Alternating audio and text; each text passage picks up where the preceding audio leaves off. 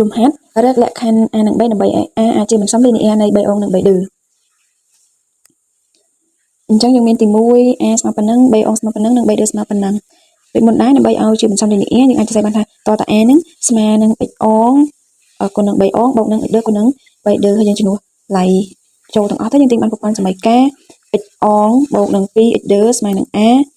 2x អងបូកនឹង 3x ឌឺស្មើនឹង2និង x អងបូក x ឌឺស្មើនឹង3ចឹងយើងទាញនាំឲ្យ x អងទៅបោះ x ឌឺទៅនាំមកបាន3ដក x ឌឺយើងយក3ហ្នឹងជំនួសចូលក្នុង2យើងគុណកណនីទៅឃើញ x ឌឺស្មើនឹង14អញ្ចឹងនាំឲ្យ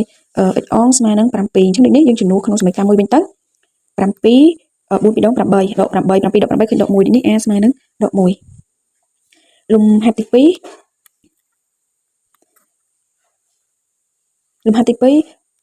ដូចគ្នាដែរយើងចងជាប្រព័ន្ធសមីការជំនួស a ជំនួស b អងជំនួស b ឌឺចូលទៅយើងទិញបាន x អងបូក 2x ឌឺស្មើ0ដក x អងបូក x ឌឺស្មើ a និង x អងបូកនឹង 3x ឌឺស្មើ3យើងជំនួសក្នុងប្រព័ន្ធសមីការទាញចុះទាញឡើងទៅយើងទិញបាន a ស្មើនឹង 3b